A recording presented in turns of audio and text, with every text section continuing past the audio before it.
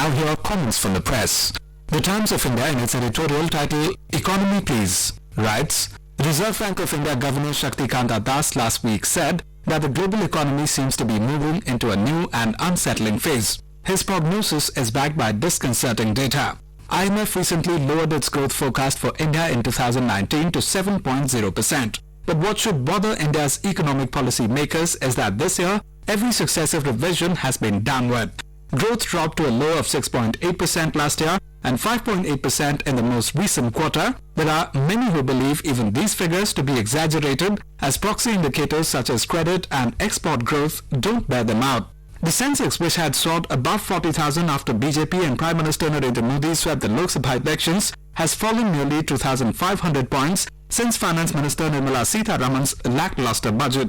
It slapped on fresh taxes and tariffs, which is driving foreign investors away and doing nothing to ease India's long-running domestic investment slump. Meanwhile, there are signs that demand, the one engine driving the economy so far, is also cratering. Look at the bellwether auto industry, where vehicle sales are in the free fall.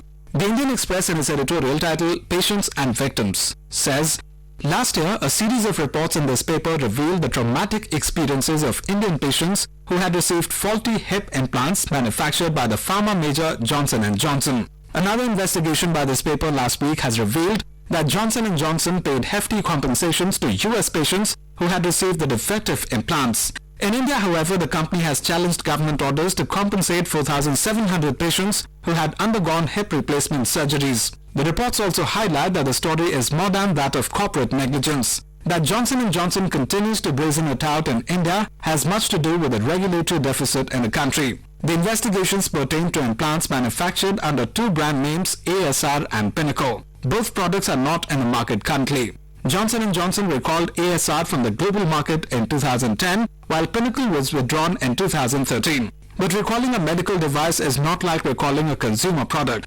Defective implants can cause crippling pain, even death.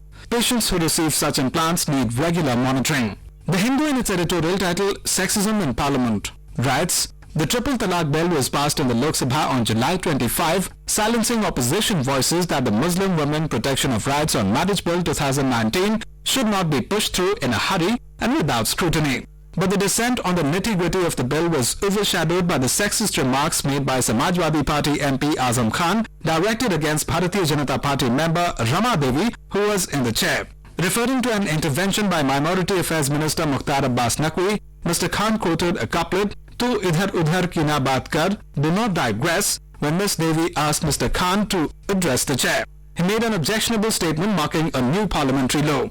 The irony that this was said while the House was discussing an issue concerning women was not lost on Finance Minister Nirmala Sitharaman, who quipped, "Don't politicize an issue that affects women." Women and Child Development Minister Smriti Irani pointed out that Mr. Khan's comment was a blot on all legislators, including men. Mr. Khan, a veteran from the Uttar Pradesh Assembly but a first-time MP who is no stranger to controversy, was banned from campaigning for 72 hours in the recent Lok Sabha polls after his misogynistic remarks against BJP candidate Jaya Prada. While Mr. Khan has been asked to apologize to the House, some women members have renewed the pitch for the passage of the Women's Reservation Bill. The Pioneer, in its editorial title, "Electric Drive," says, by now it is obvious that India wants to move away from petroleum fuel transportation to a greener alternative, making private and public cars and buses run on electricity.